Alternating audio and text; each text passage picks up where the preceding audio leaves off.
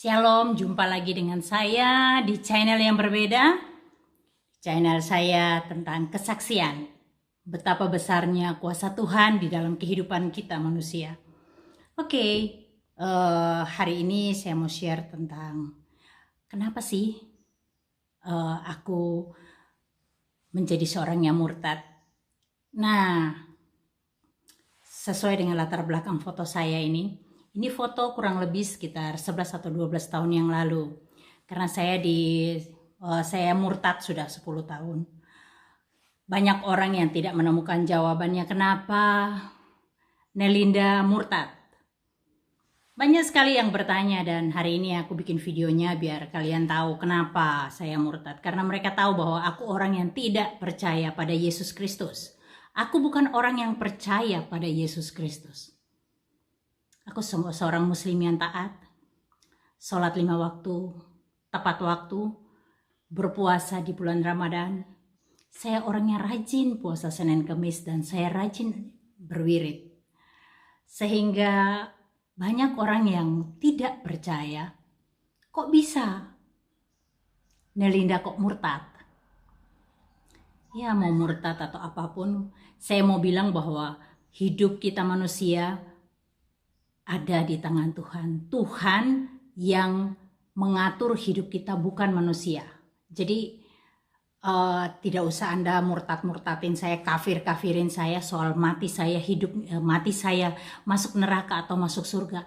Itu adalah kuasa Tuhan. Dan saya percaya saya diselamatkan karena saya percaya pada Yesus Kristus. Nah, ceritanya begini. Saya punya seorang teman dari Bali, namanya Bu Ayu. Beliau seorang Katolik, dan pada waktu dia datang di saya, dia sedang punya pergumulan dan dia minta tolong sama saya untuk mengantarkan dia pada seorang teman, sepasang suami istri teman saya yang pendoa di Temanggung. Jadi saya telepon Dokter Lisa. Dok, ini ada Bu Ayu mau minta didoain, dia punya pergumulan. Oke, katanya besok aja datang. Jadi besok saya ke sana, saya ngantarkan ke sana dan sebelum ke rumahnya beliau berdua, saya mampir sholat asar dulu karena saya belum sholat asar. Saya sholat asar dulu baru saya ngantar dia. Dan ketika sampai tiba di rumahnya beliau, Bu Ayu sharing dengan mereka dan saya duduk terpisah tempatnya dengan mereka. Kemudian saya dengar Dokter Irawan bilang, "Mah, mari kita doakan Bu Ayu."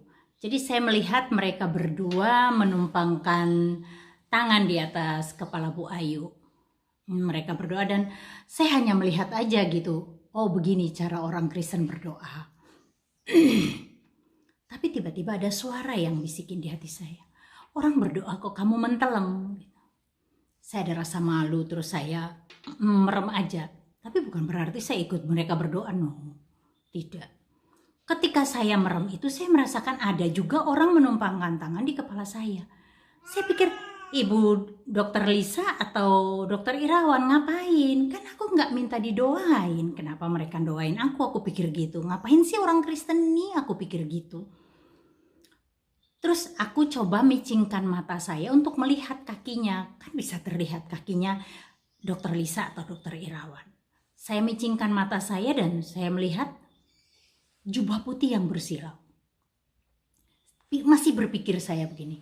Jin siapa sih yang siang bolong begini kok masih ada jin kayak begini gitu. Siapa sih? Penasaran saya dan saya mengangkat wajah saya untuk melihat dan benar-benar saya buka mata saya. Saya mau lihat wajahnya dengan jelas. Jadi saya tidak micingkan mata lagi, saya langsung melihat gitu dan saat saya melihat dia, di saat itulah saya lemas, badannya seperti tidak bertulang dan saya terjatuh dari sofa. Saya tersungkur jatuh. Yang saya lihat adalah Yesus Kristus. Wajahnya seperti yang saya kenal waktu saya kecil dulu. Wajah itu tidak asing buat saya. Dan orang inilah yang datangin saya 4 tahun sebelum hari itu. 4 tahun berturut-turut. Dia selalu datang di tidur saya. Tapi saya selalu reject. Karena saya pikir itu kan hanya mimpi, itu kan bunga tidur dan saya tidak mempercayai itu. Jadi saya reject dari pikiran saya dan saya tidak menganggap sesuatu hal akan terjadi. Dan hari itu hari ketika Bu Ayu didoakan, di saat itu saya didatangi Yesus. Saya lihat dengan mata kepala saya sendiri, saya melihat Yesus. Dan saya tidak berdaya, saya tidak bisa mengendalikan tubuh saya. Saya terjatuh karena saya rasanya seperti tidak bertulang, hanya seonggok daging. Saya benar-benar tidak bertulang. Di situ saya menyadari bahwa saya hanya sebagai manusia biasa yang tidak punya kuasa apapun. Saat itu saya menangis dan saya bilang, oke, saya kembali menjadi anakmu. Dan saat itu saya bilang, jadikan aku alatmu. Saya tidak tahu kenapa saya mesti ngomong begitu. Sekarang baru saya tahu, ternyata itu Roh Kudus yang mengajarkan aku. Dan tadi yang menegur saya melihat mereka doa, itu juga Roh Kudus. Wow, sekarang saya semakin mencintai dia. Pergumulan saya sebelum saya dijamah luar biasa. Saat saya memutuskan, jadi saya bercerai tahun 2010, bercerai secara resmi. Jadi di saat kita dalam proses beberapa bulan itu, saat itulah saya dijamah Tuhan. Sehingga saya bisa kembali ke Kristen, tapi saya menguruskan perceraian itu sampai akhirnya kita bercerai. Ya, kalau ditanya kenapa sih bercerai? Karena ada pergumulan yang tidak bisa kita selesaikan dan tidak ada titik temu pada saat itu, sehingga kami memutuskan untuk berpisah. Anak kami 3 orang dan semuanya muslim, dan muslim yang taat. Sebelum orang rame-rame berjilbab, berhijab seperti sekarang, saya dan anak-anak saya sudah berhijab. Buktinya itu foto saya. Foto saya cantik-cantik semua berhijab. Dan setelah saya menyatakan iman saya bahwa saya sudah jadi pengikut Yesus, benar-benar terjadi satu perpecahan dalam rumah tangga saya. Anak-anak saya yang lain, tidak nomor 1 dan nomor 2, tidak bisa menerima kenyataan ini. Dan benar-benar anak saya yang pertama nangis berhari-hari, bahkan mungkin sampai saat ini pun dia masih menangisi saya. Karena dia katakan, ibu, kalau ibu murtad seperti begini, saya nanti kelak kalau ibu meninggal, saya tidak bisa mendoakan ibu, saya tidak bisa yasinkan ibu. Karena kita sudah berbeda keyakinan. Saya bilang, nggak usah kamu khawatir, nak. Nggak usah kamu tangisi ibu. Ada orang-orang lain, saudara-saudara seiman ibu nanti yang mengurusi ibu. Jangan khawatir. Tapi toh dia tetap menangis dalam setiap doanya. Setiap sujudnya dia bilang, dia menangis. Bukan hal yang mudah buat saya. Bukan hal yang mudah. Dan setiap malam saya berdoa, Tuhan, selamatkan anak cucu saya. Selamatkan mereka, Tuhan. Jangan kau biarkan mereka berjalan ke dalam sampai terjatuh di dalam jurang kekelaman, Tuhan. Tuhan, selamatkan mereka. Aku percaya kalau Engkau menyelamatkan aku, Engkau juga akan menyelamatkan anak cucuku, karena Engkau sudah meteraikan mereka dengan kuasa darah, Tuhan. Jangan biarkan mereka tersesat, Tuhan. Satu pergumulan yang berat buat aku, karena aku bisa mendoakan orang lain, tapi anakku sendiri, darah dagingku sendiri, bagaimana?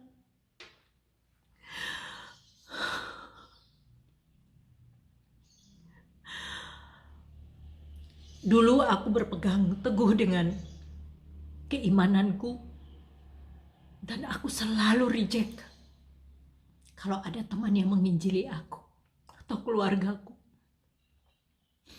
Aku berpegang pada satu ayat, dan aku percaya itu.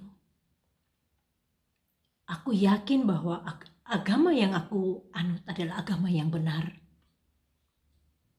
agama Kristen, betapa bodohnya orang-orang Kristen. Percaya sama Yesus yang manusia biasa. Dan setahu saya apa yang diajarkan Ustadz saya bahwa Al-Quran, Alkitab itu sudah dirubah. Walaupun saya tidak tahu yang aslinya di mana.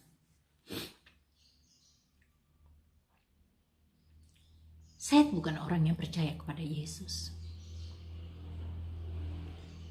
Karena saya berpegang pada satu ayat pendek dalam Al-Quran. Bismillahirrahmanirrahim. Qul huwallahu ahad, Allahu samad, lam yalid wa lam yulad wa lam yakul lahu kufuwan ahad. Allah itu esa, Allah itu satu dan tidak diperanakan. Bagaimana mungkin Yesus dikatakan Tuhan? Bagaimana Yesus dipercayain sebagai Tuhan sama orang Kristen? Betapa bodohnya orang Kristen.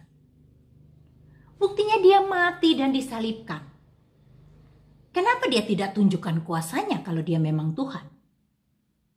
Atau dilepaskan dirinya dari kayu salib itu kalau memang dia Tuhan? Saya tidak percaya, saya bukan orang yang percaya pada Yesus. Maaf, saya bukan orang yang percaya. Tapi hari itu, saya benar-benar takluk di bawah kaki Yesus. Saya percaya bahwa dia Allah yang penuh kuasa. Allah yang berdaulat dan berkuasa penuh atas kehidupanku. Dia yang mengendalikan seluruh hidupku. Bukan Tuhan yang lain.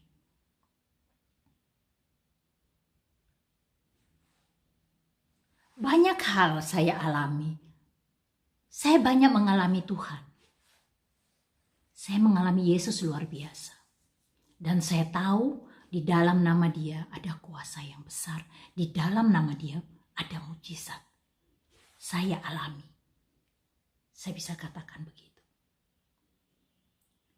Saya mau cerita juga tentang bagaimana nasib jilbab saya. Semua relasi saya tahu saya seorang muslimah. Dan saya berhijab. Sebelum orang lain berhijab, saya dan anak saya sudah berhijab duluan.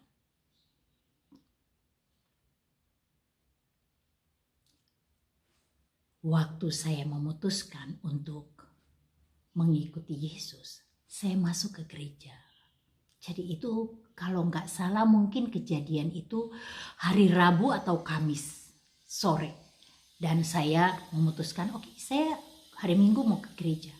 Saya ke gereja dengan masih berhijab. Dan saya ketika masuk gereja, tidak ada satupun orang bertanya, hei, kenapa kamu ada di sini orang muslim? Atau pastornya bertanya, kenapa sih kamu ada di sini? Nggak ada yang memperhatikan, bukan memperhatikan, nggak ada yang mengintimidasi atau bertanya gitu. Nggak ada sama sekali. Ngapain sih kamu di sini? Kamu kan orang muslim, ngapain kamu di sini? Nggak ada yang bertanya begitu atau yang memperlakukan aku dengan tidak baik. Semua orang yang melihat saya hanya diam dan tersenyum aja. Saya masuk ke gereja, saya berlutut. Dan saya berdoa. Tuhan, ini aku datang padamu, aku cari Engkau. Beberapa bulan saya lakukan itu. Saya masih berjilbab. Kan ada setahun lah saya berhijab. Sampai satu waktu ada kakak saya dari Papua datang, nginap di rumah saya, dan ketika dia lihat saya berangkat kerja masih berhijab, dia bilang, bukankah kamu sudah menjadi seorang Kristen? Kenapa kamu masih berhijab? Saya bilang, tidak mudah untuk melepaskan ini. Akan membuat orang terkejut. Dia bilang, kalau kau tidak mau mengakui Yesus di hadapan manusia, Yesus juga akan menyangkal engkau di hadapan Bapa. Aku terkejut gitu.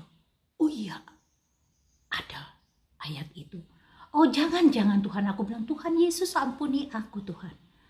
Terus dia bilang, aku tahu kamu bertahun-tahun menggunakan itu dan bertahun-tahun, puluhan tahun orang tahu kamu seorang muslim. kamu berdoa minta kekuatan dari Roh Kudus untuk menguatkan kamu untuk bisa mengambil satu keputusan itu. Itu kurang lebih 2 atau 3 bulan kemudian saya berdoa terus minta untuk Tuhan kasih kekuatan dan keberanian buat saya untuk menyatakan kebenaran ini. Dan akhirnya aku berani melepaskan hijab itu. Ketika aku bertemu dengan relasi saya, banyak orang yang kaget. Loh, kok nggak berhijab? Dan aku bercerita, maaf, aku sudah setahun menjadi pengikut Yesus. Aku sudah menjadi seorang Kristen. Aduh, sayang banget. Sayang banget, Bu. Sayang banget loh. Ibu lepaskan iman ibu. Sayang banget loh, Bu. Ibu kan tahu. Kalau ibu murtad seperti begini, kemana jalannya, arahnya? Neraka jahanam loh, Bu. Sayang loh, Bu. Sayang banget, Ibu. Sayang banget, Ibu. Saya bilang, no. Tidak ada yang perlu disayangkan. Karena aku menemukan Allah yang benar. Allah yang hidup. Dia berkuasa atas kehidupan saya. Dan dengan darahnya yang kudus, dia sudah meteraikan aku. Dan aku tidak akan masuk neraka jahanam. Surga tempatku. Aku bilang itu. Aku percaya itu. Aku sudah diselamatkan. Maaf. Ada yang sampai menangis. Memohon agar aku kembali. Kenapa aku tinggalkan agamaku? Aku bilang maaf. Aku pun ikut menangis, maaf. Aku tahu kamu sayang aku. Tapi maaf, kalau kamu minta aku untuk kembali lagi, maaf. Aku mengalami Tuhan. Dia nyata dalam kehidupan saya. Dia benar-benar saya lihat dengan mata kepala saya sendiri. Saya alami dia.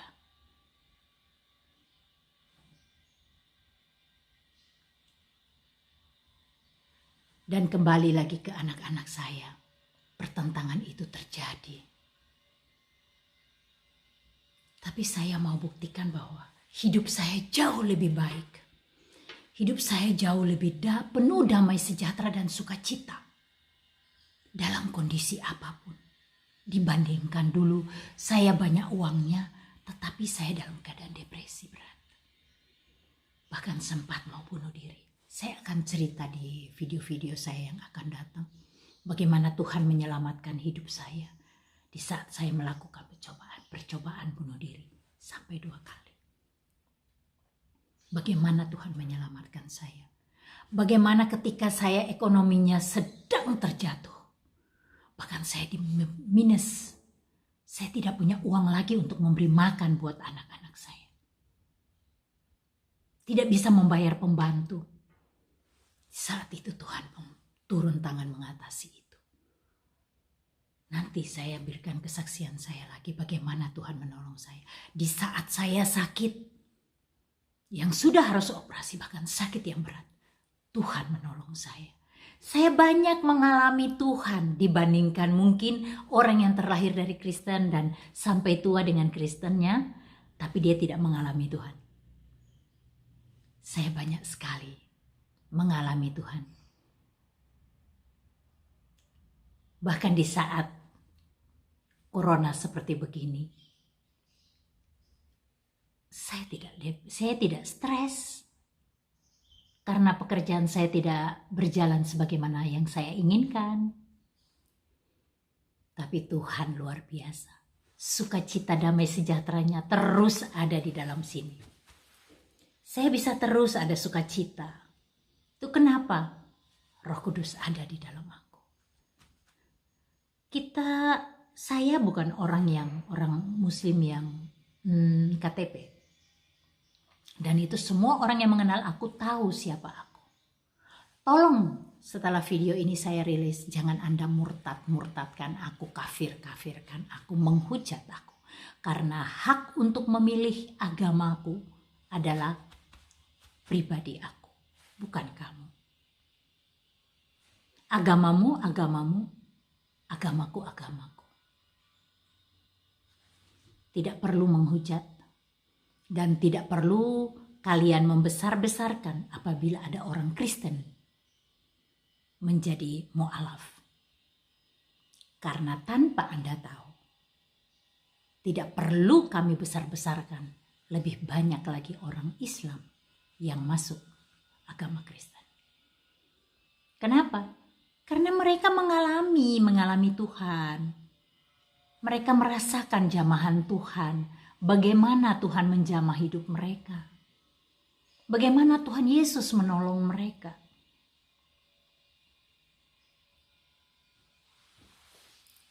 Negara ini negara Bhinneka Tunggal Ika. Milik kita bersama. Bukan milik agama tertentu. Jadi tidak perlu menghujat. Tidak perlu mengkafir-kafirkan.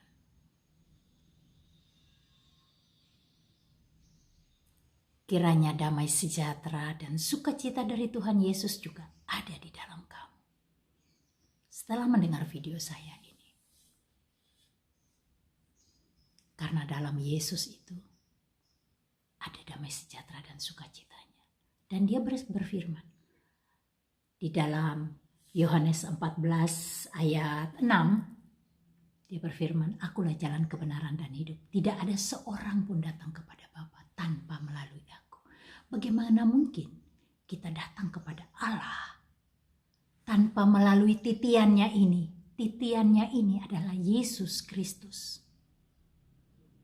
Dialah yang menjadi penghubung antara kita dengan Allah. Kenapa? Karena kita manusia sudah jatuh di dalam dosa. Sudah ada jurang pemisah antara kita dan Tuhan. Dengan Allah Bapa. Walaupun kau teriak-teriak di sini, ya Allah, ya Allah, ya Allah. Ya Allah, tolong aku. Tapi ada jurang pemisah antara kita. Allah kudus dan kita orang berdosa. Tidak mungkin bersatu. Harus ada jembatannya. Dan jembatannya ini adalah Yesus Kristus. Yang menyambungkan kita. Tanpa dia kita tidak akan nyambung ke Allah.